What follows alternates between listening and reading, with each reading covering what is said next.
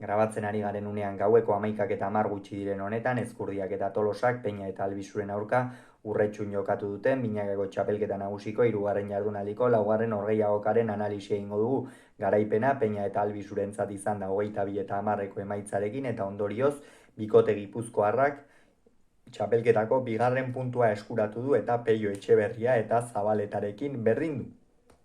Norgehiagoka hasieran egia da berdinduta joan direla, batez ere Peñak eta Albizuk pare bat akats egin dituzte.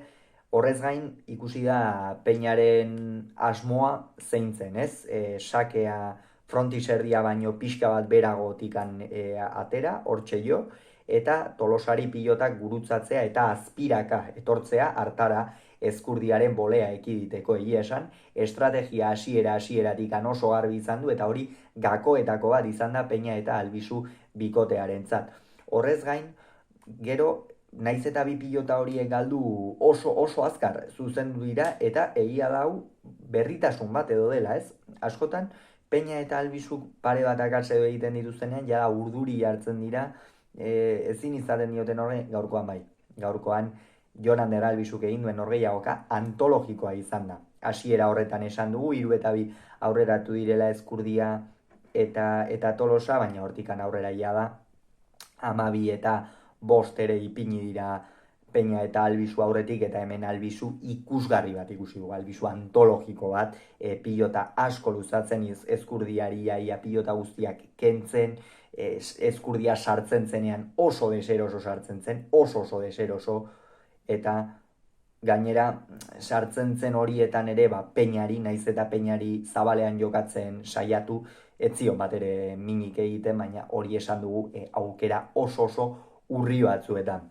Gerora ordea, partida pixkanaka joan egin dira, eta horixe, 18. arte ere Peña eta Albizu. Horregia da, egon dela momentu bat, pare bat akatsa egin dituztela, bai Peñak eta bai Albizuk, 7 eta 13, eta hor, behar bada Peñak eta Albizuk ere mamuren bat edo ikusiko zuten. Izan ere, lehengo asteko partida, etorri behartzaigu gogora, Amorebi eta Etxanon jokatu zutena, hain zuzen ere, izan ere, Jaka eta Mari Ezkurrenaren aurka irabazten ari ziren, hau da, 21 eta 16 irabazten ari ziren, eta azkenerako 22 eta 21 galdu zuten, horixe, momentu batean gaizki ulertu bat izan zuten, zuen inor pilotari jo, eta hortikan aurrera, tanto guztiak Jakak eta Mari Ezkurrenak egin zituzten. Gaurkoan ere, ziuraski, horko mamuren bat edo azalduko zitzaien, baina kontu oso erregular jarraitu dute, eta gainera Peña 14. tanto horretan, hazi egin da, hau da.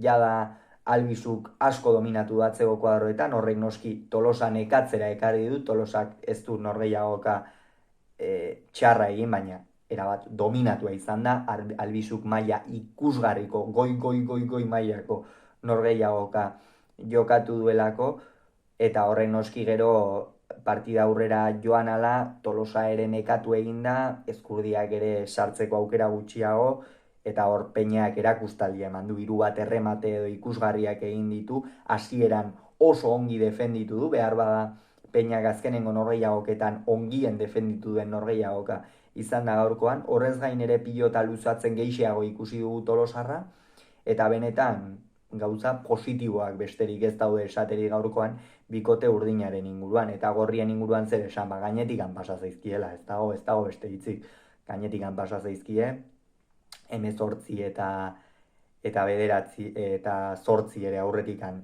joan dira, eta gero azkenerako 10 tanto egin dituzte, orain 10 tanto ere egin dituzte, baina erabat gainetikan, eta nik uste emaitza norgehiagokan zehar ikusigunaren isla garbia dela, ez?